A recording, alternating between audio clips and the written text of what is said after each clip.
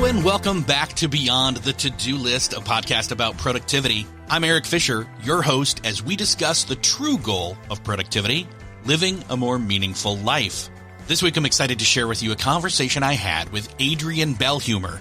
She is the author of the book, The 24-Hour Rule and Other Secrets for Smarter Organizations. And the topic this week is documentation.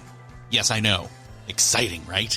I know most of you heard the word documentation and your eyes rolled into the back of your head.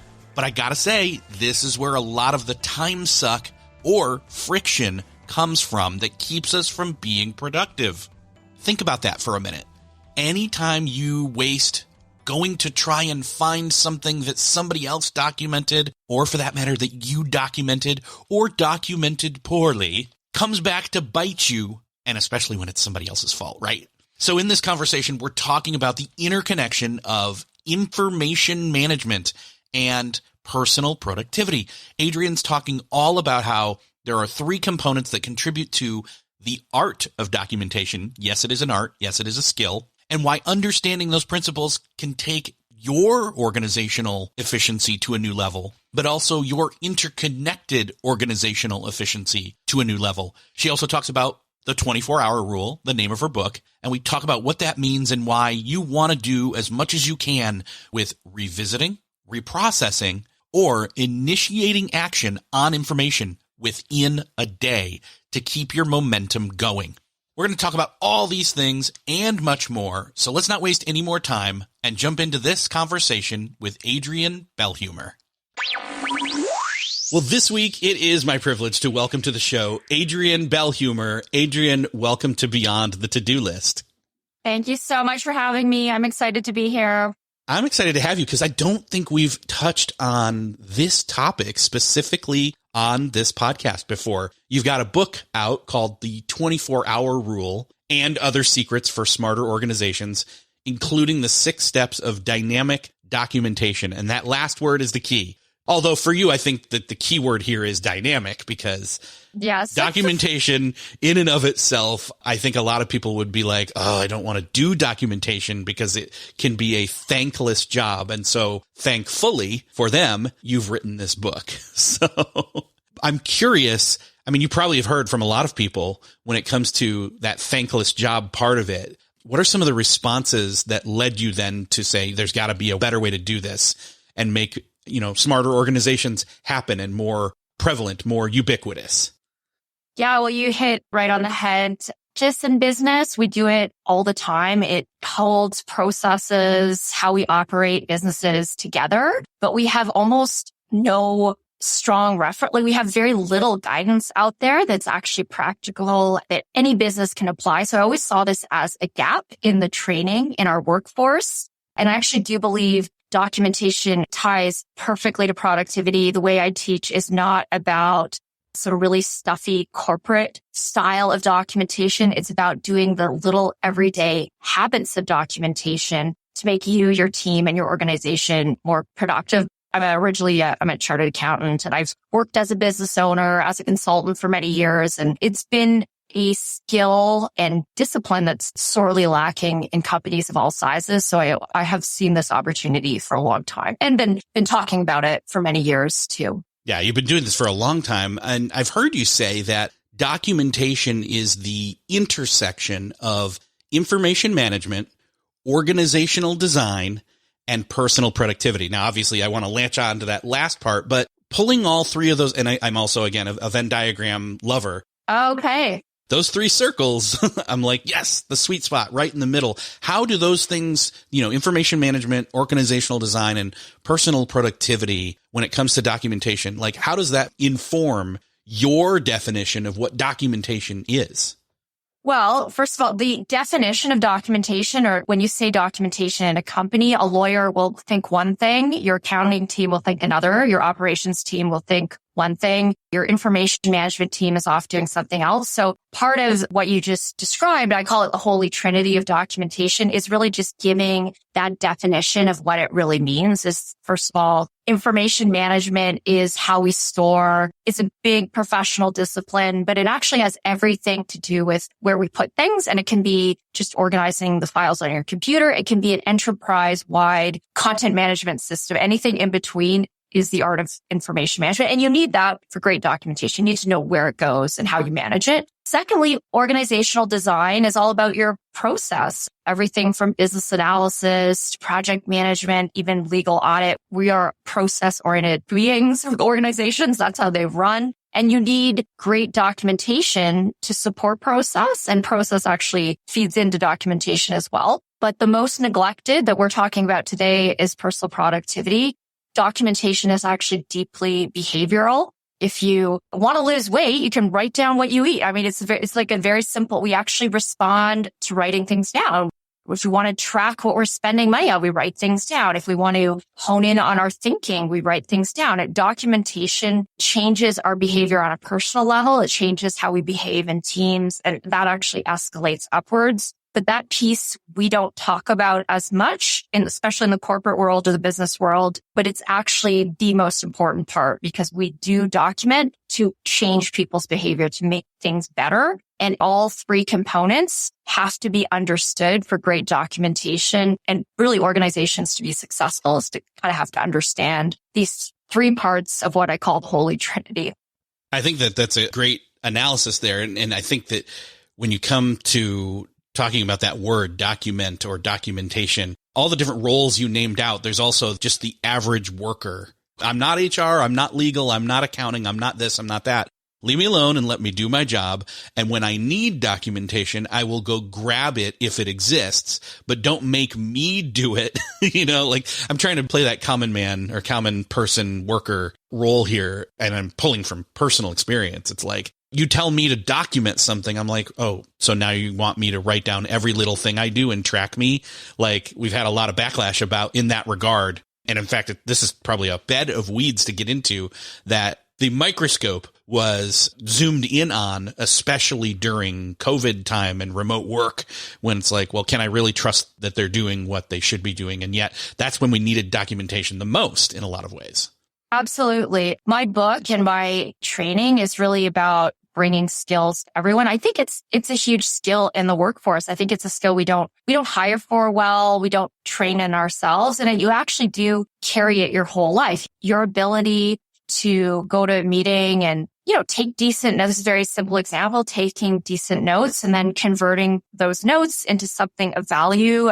Maybe it's an improvement for the organization. Maybe it's a new project. Maybe it's a new sales opportunity. That's actually what documentation is about. It's about taking something that isn't tangible and making it tangible and making it actionable. So I'm actually a firm believer that documentation is not just for your lawyers, your accountants, your documentation experts, your business analysts. It's for everyone to grasp the skills of getting information onto paper. Getting information out of your head is actually extremely powerful. A lot of people, I think, have great ideas. We have a talented workforce. We have highly educated people. We have access to incredible information. But if we don't have mechanisms of taking that information out of your head, getting it on paper and doing something with it, then we're not really maximizing the value out of our people. So that's a great point about everyone. I am a huge believer that documentation is really for everyone. And my training, I've given it to administrative staff, to CEOs, to business owners. There isn't one group that doesn't need it at all or that doesn't benefit from some reminders of best practices in this area. People that are listening to this can remember that I've made reference to Ted Lasso a number of times. And one of the things that is said in there is this whole phrase of be a goldfish, because goldfish, I think, if I'm not mistaken, it's like has a 13-second or 12-second memory. And it feels like we have that sometimes. A short-term memory is fairly weak. And I think it can be a benefit as it is portrayed in that TV show. It's like, hey, you're lost. You have it for 13 seconds and then you move on. But that can come back and bite you too. And I think that's what you're saying is like one of the best things you can do is take notes, but not just notes, because notes is just bare bones minimum of what documentation is.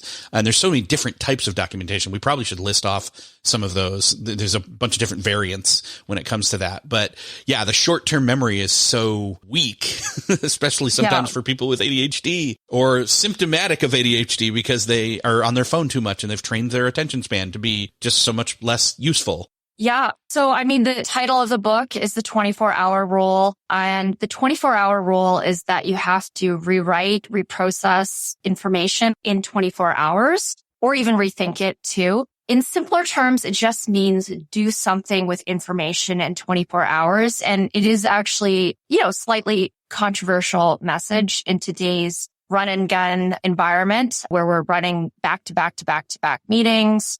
To actually take time to process what we heard, what ideas we had, what opportunities came into our day is actually sometimes not a popular topic to talk about. But when we talk about productivity, like I'm a productivity junkie myself, there's so much good productivity advice. But one piece of advice that I think, my idea of the 24-hour rule is that we have to activate information in the right amount of time, or the information actually loses its value and our short-term memory declines, or even we're not as energetically connected to information in 24 hours. I mean, the biggest example of this is meetings in the corporate world. It could be meetings. I mean, you could be a small business owner and still do a lot of meetings. So my small business clients get it immediately. But we're often in a scenario where we're going to meetings. We get great ideas, great information comes out. And we don't really activate that. We just kind of go off to 10 more meetings as opposed to actually do something with that information. Of course, there's huge debate now about recording everything in ChatGPT to get things on paper. But I still actually don't think it replaces just taking action on information because we are very connected to information the last 24 hours. That's why we will think about last night's hockey game or we'll think about last night's Netflix special because we actually are good in that window. So it is my little tip to add into the mix of productivity. Productivity isn't just about managing your schedule. It's actually about being really accountable for information and opportunity that comes into your day. And I do think it has a ripple effect in many areas of business and your life, especially if you're in information. We have a lot of information workers nowadays, managing relationships, managing sales, projects, all these things where that ability to activate information is very important. Yeah. And I think some people would think, when you say that I need to act on this information in 24 hours, they feel like you mean one thing when you really mean another. In other words, they think you mean, I need to do all the action steps that came out of that. Let's use the meeting, for example. They think you mean, I need to do all my action steps that come out of that meeting within 24 hours. When what you really mean is process and park that information that came out of that meeting in the next 24 hours before you can't remember what it was those notes even meant or what to do or where to park them or fresh questions that would have come up and you can quickly email or text or, Slack, whatever. People that were in that meeting to lean in on the momentum within 24 hours versus 48 hours, 72 hours, the momentum's basically gone. That's a great point. Of course, and I do get some kind of negative. What do you mean? We don't have time to process everything in that time. And I agree. I have days of the week where I'm in way more meetings than others. I mean, a very simple trick after a meeting is to take like a 3-bullet recap. It might not be exactly what you wrote down, but sometimes it's even the stuff that wasn't said that is more critical or the thing that you think, geez, I just, if I go to a sales meeting, sometimes it's something they didn't say. That's an example of processing information. And it's an example of stuff you really can't, all the recording and tools can't totally replace. Your ability to think about what you heard and what it means to you is often lacking in our business and corporate world where we're so obsessed with running to more and more meetings, more and more courses, more and more conferences, as opposed to actually processing what we did. That's where I see a lot of loss of productivity is not really taking advantage of all those opportunities that came into your day, all that good information and what you could have done. That is a good point. It's not meant to be overwhelming. But sometimes even simple habits, as you know, in productivity can go a long way to accelerating productivity in many areas of your life and business. I think some people would say, we need less meetings then. I would say halfway true. Yes.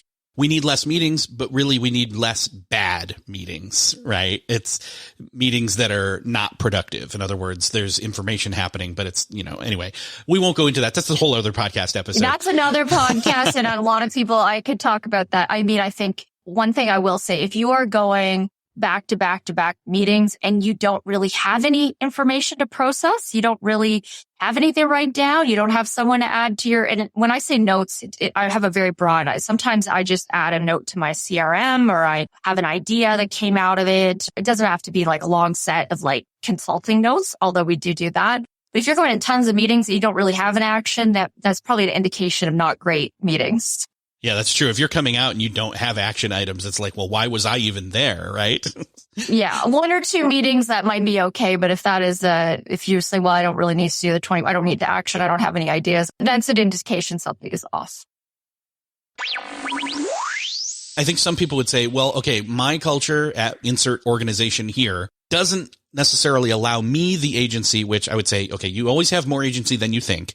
But yes, sometimes it can be frustrating that you maybe don't have as much as you want. Again, that's another whole podcast episode, specified to that. But I would say you do have the ability to block off on your calendar moments of even 5, 10, 15 minutes buffer time in between if you feel like you've got tons of meetings, where you can then say, okay, I'm going to go and review, whether it was a Zoom call, catch-all term for video conferencing, that you had a dictation thing in there that was recording it and then, gives you a summary. You need to go over that summary, or you need to have, while you're sitting here, some people don't like this, but I mean, I've got a mini legal pad sitting here on my desk where I can write down quick little scratch notes that, people aren't watching and it's not making a really loud typing noise, distracting, or it doesn't look like I'm typing so that people don't think I'm actually here and engaged and present with the meeting. But in other words, that buffer time, you can create those buffer times. And if you can't do it in between the meetings, then you're going to have to do an admin chunk, front or back end or both of the, day, or front and back end of the morning or the afternoon or whatever your workday looks like. I'm very flexible here, but you have to create those pockets of time to do this processing, like you said. And you know what? Most days you don't feel like doing it. No, you don't. And it's the days where you've been in the most meetings and you've collected information from clients, and you'll have to go, at night or in the morning to process it. I wouldn't say it's always enjoyable, but it is a habit that once you develop it, it becomes second nature, and you understand the limitations of the short-term memory, and you very upfront about it, and you'll actually be more productive, as opposed to just kind of, most of us actually deny the goldfish syndrome. There's lots of research. Goldfish is a great example. They do think the iPhone is one of the reasons why our attention span has dropped dramatically. And there's the forgetting curve as well. But we really do, our recollection does decline dramatically between 24 and 48 hours. There's actually a scientific reason for why you want to process information, just to be more productive, actually. Are there any tips that you are aware of for during a conversation or a meeting where we can be documenting as we go, or passing that baton to our future self, so it's less of a, okay, let me reorient back to what was happening in that conversation or what they told me? Are there any processes for in that real-time processing? Let's call it that. So that's actually interesting. Actually, the way you take notes and process information is actually aligned with our attention span. So our attention span, first of all, the first mode is called the spotlight. So if I go into a crowded schoolyard and I'm looking for my one child in 100, my brain is actually really good at finding my child, even though there's 100 kids there. And that's how the brain works. So if you're going into a meeting and you have specific things you're looking for, you can literally train your brain to look for those things. And most of us do this very naturally. I'm an accountant. We work with accountants. They go to meetings and they'll tell me, hey, I'm thinking of accounting impact. Lawyers will sit and they'll think of legal impact. If I'm going to a sales meeting, I'm thinking about how to make the sale. If I'm going to a client meeting where I'm trying to solve a problem, we do this very naturally. I'm going to give a very low tech way. So I do think you should recognize this is one mode. When you are conscious of what you're looking for, we actually will hone in and we'll take notes, but we actually document better, and we will focus our attention span The second mode of the human attention span is called the floodlight. And that's where our brain is actually quite broad. It also is how we take notes. Sometimes we do go into, maybe you have guests on and don't really know, maybe it's a little more fluid and you're going to have a broader conversation as opposed to a guest that you might go in with. That's an example. You might go to a seminar. In my case, sometimes I have new clients. I need to sit there with kind of a broad and open mind, what they're going to say, or you're learning something new. So in general, we use that less as we progress in our career, but nonetheless, that's actually kind of how we take notes. You can almost call it like a modified stream of talking kind of style of notes. And it's actually very effective at wording more, faster, just even minimal notes as people talk. The third mode of the attention span is called the juggler, and we juggle between tasks, and you could even use that to write your to-do list out. I know it's called beyond the to-do list. When your mind is in that juggler mode, this is a very low-tech way of answering, but actually when you're documenting or writing notes for yourself personally to get productive, how your attention is working will help to ring fence and really channeling into that attention span does help to have better notes and better focus at the same time. That makes sense. I hadn't thought about that, spotlight, floodlight, and juggler. And we do all those at different times because at different times we need to use those. In other words, we don't always need the high beams. And in fact, when people have them on and they're going past us, we wish they weren't. We put them on a lot, but yeah, we do shift between those modes. Yes, exactly. And we have others around us shifting as well. So it's kind of, it's a collaborative effort, if you will.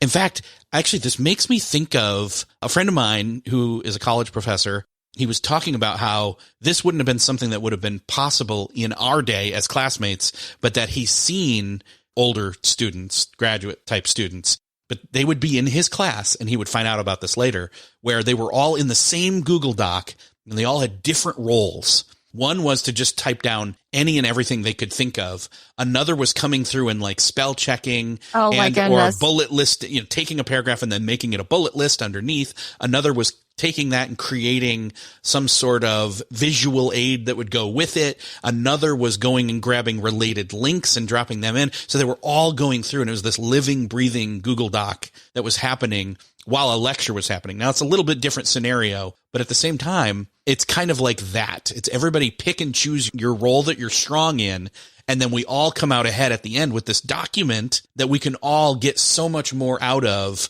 and it's richer and it's deeper. That's a fascinating example. It's certainly not how I was trained in school. I mean, we were bringing in much more group training, but it's going to go to a different level. I mean, I believe in, I call it skill stacking in documentation. There's a lot of skills that go into great documents. Some people are great writers. Some people can capture information well. Some people are great with visual design. Some people know how to organize really well. So there's actually quite a few different skills that you stack together. And that's a neat example of how content can come together, even in a class, from stacking these different skills. But that actually should be thought of. Another piece of the documentation puzzle is understanding those skills, building them in yourself and building them in your team or organization as well. So very cool example. Yeah. What I really like about it is that it kind of does exemplify that whole, hey, we are processing this. I mean, in fact, that's what you want to do, is you want to be, again, if we're going to go with the classroom versus a meeting, in some ways the dynamics are different and yet the same. We're meeting because collaborative effort. We're meeting for a reason. Otherwise, we'd all be off doing our own siloed thing. But the emphasis is on we're all together, so let's do the best that we can. Now, in a lecture, that's one thing. In a meeting, it's collaborative, or at least you hope it is, because no one wants to sit in a meeting where it's just one person talking at everyone. That's the whole phrase of this meeting could have been an email. So in that lecture, though, it's like that is one of the ways to process, is to tap into one of those roles, even if you don't have all those roles, or if you have some of the skills. Let's go with what your skill stacking definition is, and let's just go with that and say if you have one of the skills or two or three of the skills, stack those and use those in the moment and process to a certain extent, or make it easier for yourself to process when you're outside of that communal experience.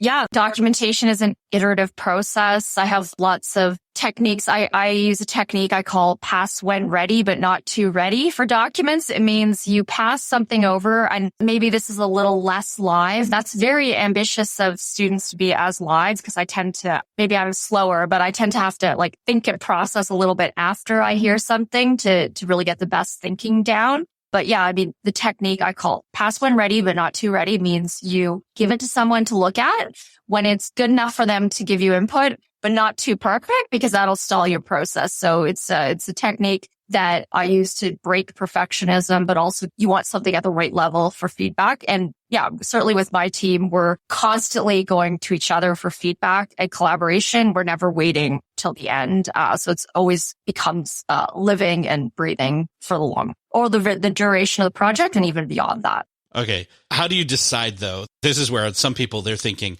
okay, but for me, I would always lean way too into the pass when ready. They'd be like, oh, it's not too ready. I got way more to do on this. I don't want anyone to see this yet. Like that window, that threshold, that percent of doneness, so to speak, is going to be different for different people. How do you decide when it's okay, it's ready enough, but not too ready? Well, I have a lot of people who work with me on clients, and if it's good enough that I can see their initial thinking, then I'll look at it. Not a nice term, but I say, puke it out. But it's true. Sometimes we cannot start the process of understanding what's in people's heads and what they're thinking unless I see it on paper. I mean, meetings are just so inefficient. So I do like to see things a little bit raw. I actually think the corporate world, that does stall them. This idea that everything has to be gorgeous before it gets passed for review is not good on productivity in general, because things stall for a very long time.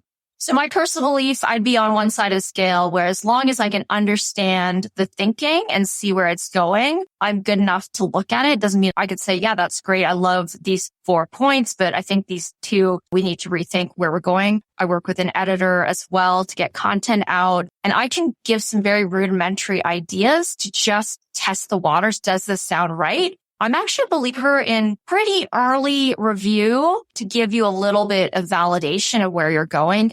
Productivity is so broad, but one of the big killers of productivity is when we stall and start overthinking.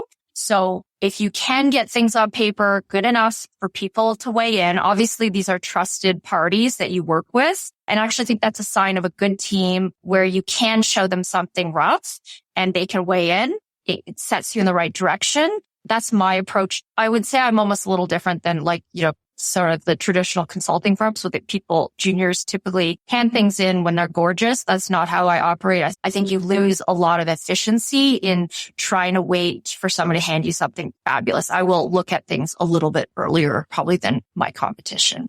Yeah, I was going to say, you're kind of hinting at something that I think is really cool here, which is maybe you have somebody that is your most trusted and able to see the most, okay, it's really raw, but it's only this person that's going to see it. And if they can even get a glimpse of what I'm trying to get at here, and they can point, yes, hey, don't forget this, this, and this, or I don't get it. Like they're the first trusted, one circle out from yourself person before anybody beyond that would see it.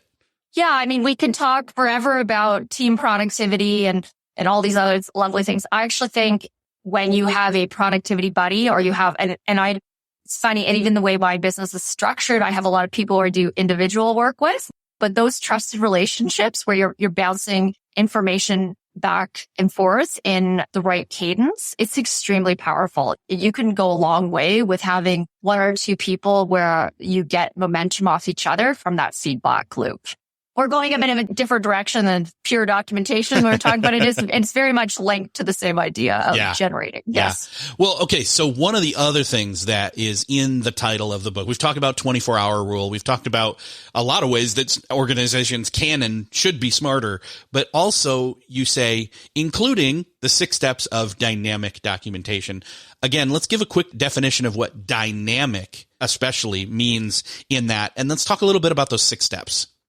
Sure. So dynamic. So documentation has traditionally been looked at as piles of paper over there, or data in a database that no one's looking at, or stacks of files in a drawer or something like that. But when documentation is done properly, it is the opposite of static. It's dynamic. It moves you forward. If you write call mom on your to-do list, are you more likely to do it? Yes, you are. You're more likely to do something if you write down. The best documentation, whether it's for you as an individual, even going to-do lists or, simple, very basic things like journaling, to-do lists, writing down your ideas, simply on a personal level and on a big corporate level, the best documentation is documentation that drives companies forward. I mean, having a strong CRM system that's practical will drive sales. Having strong change management practice will drive better change. Having